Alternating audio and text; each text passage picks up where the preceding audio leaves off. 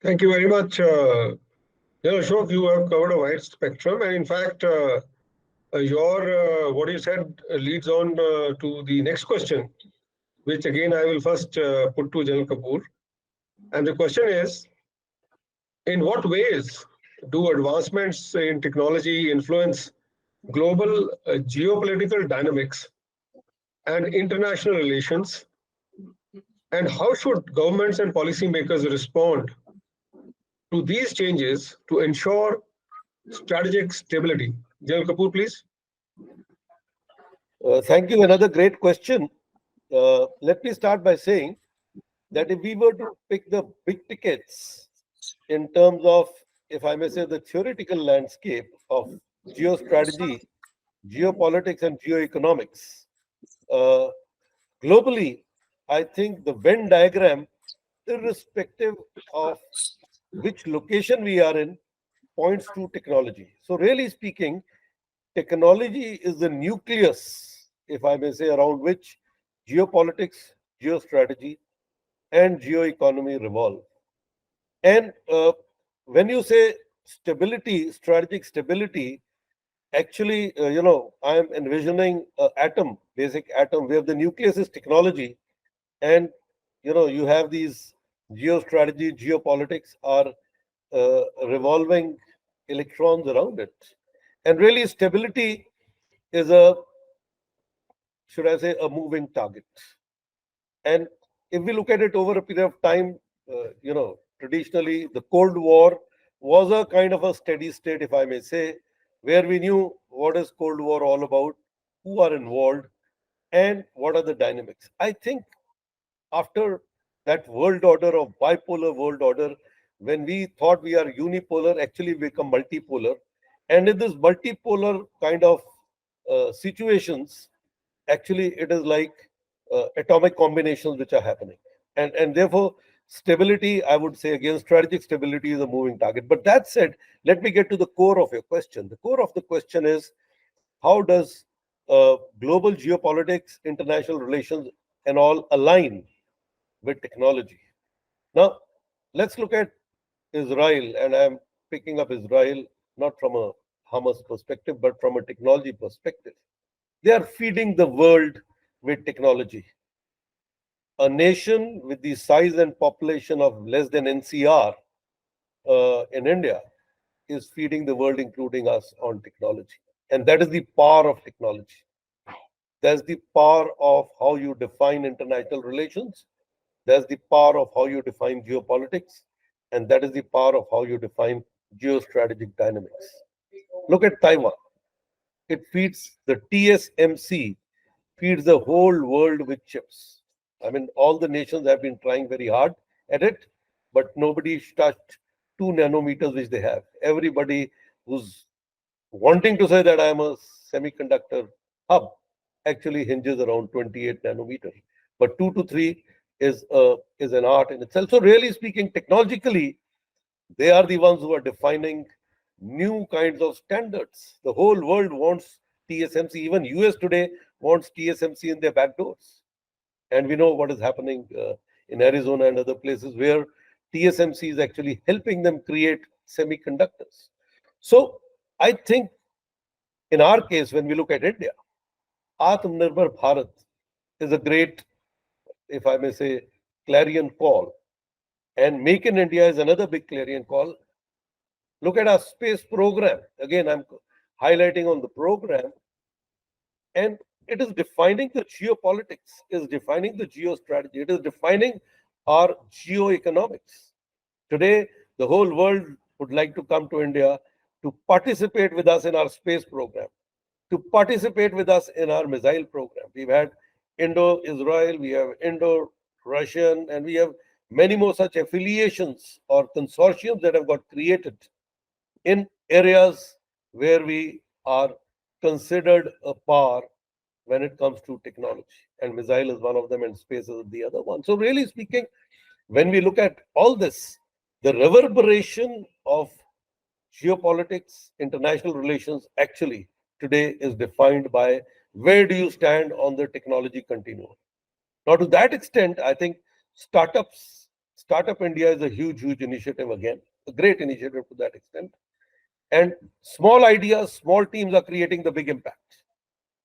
You look at Skyroot, they become a global phenomenon by 3D printing an engine that can go into space.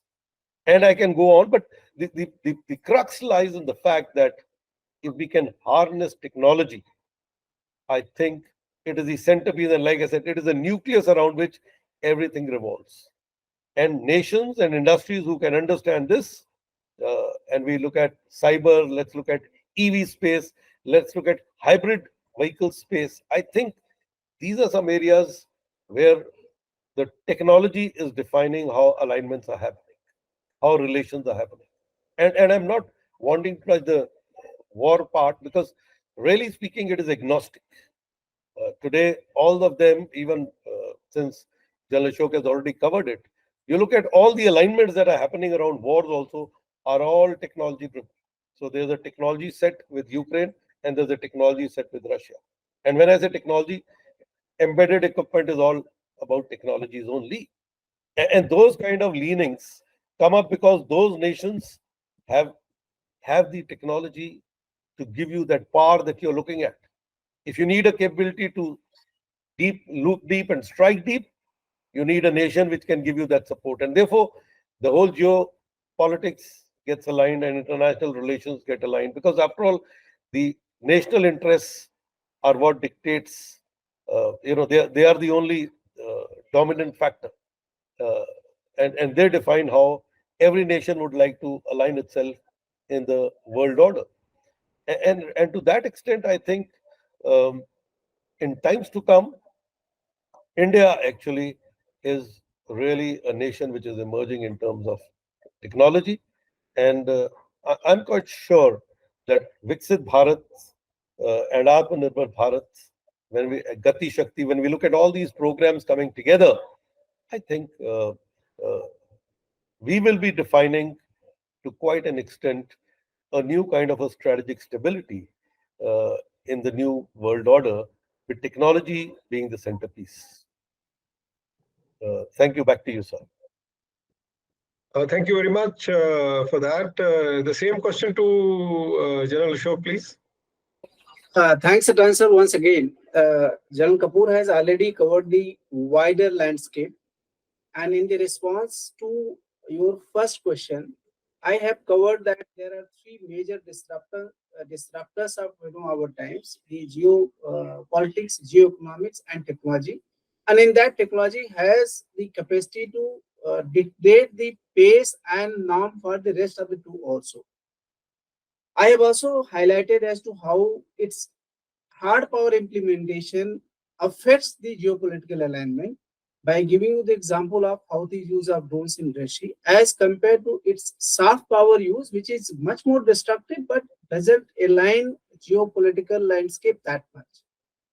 General Kapoor has brought out a very, very important point, because the use of technology is also actually creating groups. He gave the example of the technology group with the Ukraine and technology group with Russia, which is a very, very pertinent point. But I would like to highlight another very important facet which is going to change the world in a different way. We are well aware that China is doing a lot to develop technology in a big way. Even the best of the world's nations like USA, Israel, and anybody else, there are close to 19 to 20 technologies in which China, as on date, is leading the world.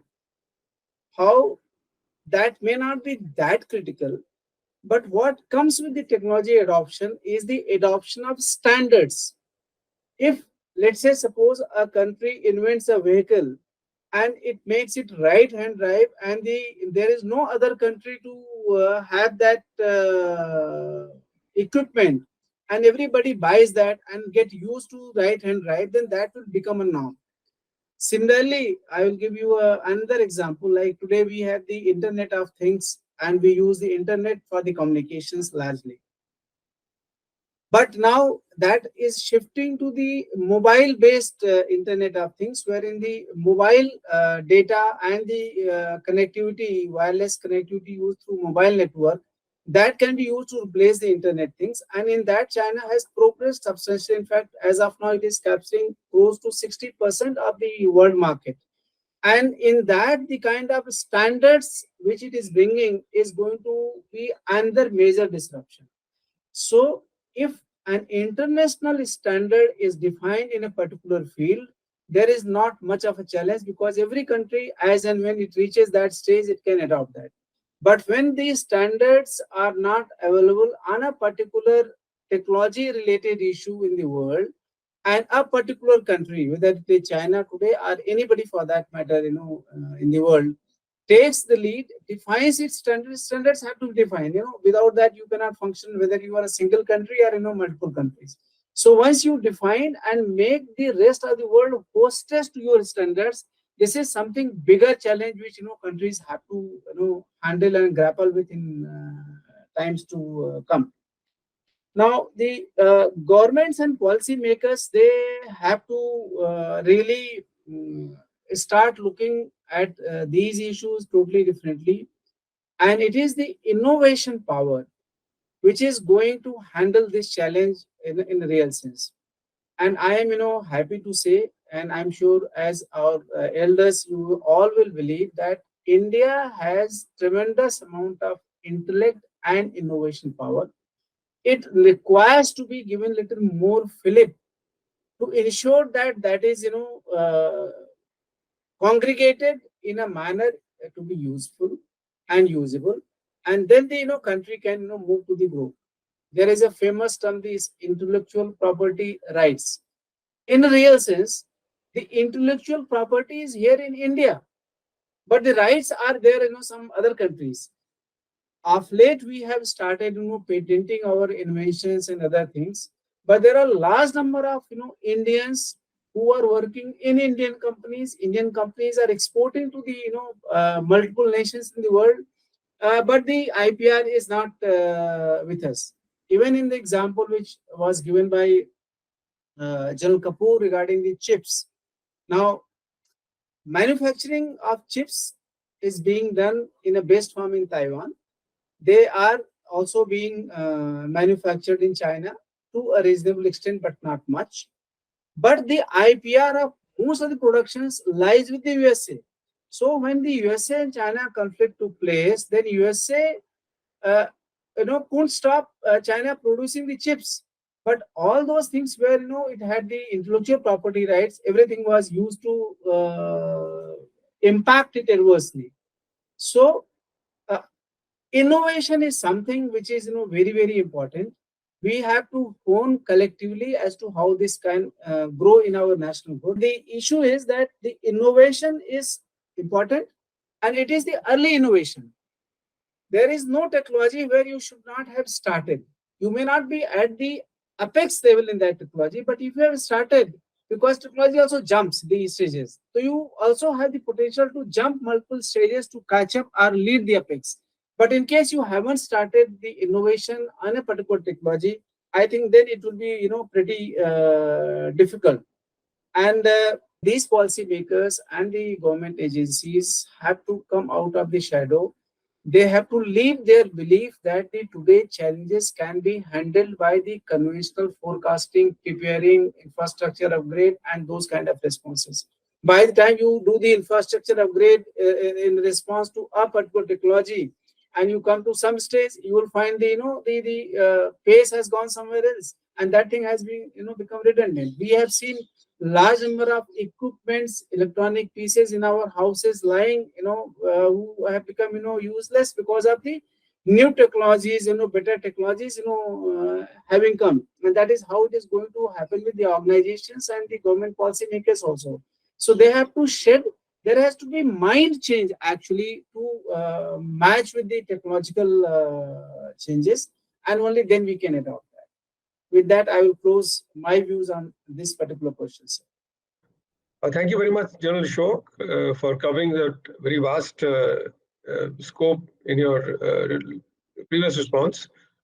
Let me change tack a little bit and come closer home to the normal, our working, the impact of technology on our working. And with your vast experience, both of you have got such a long career in the armed forces and are now looking at technology and looking at strategy and the geopolitics of it.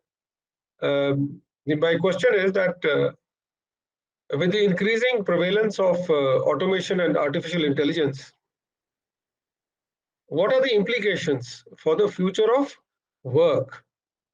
And how can businesses and societies prepare for the workforce transformation brought about by these technologies? General Kapoor, please.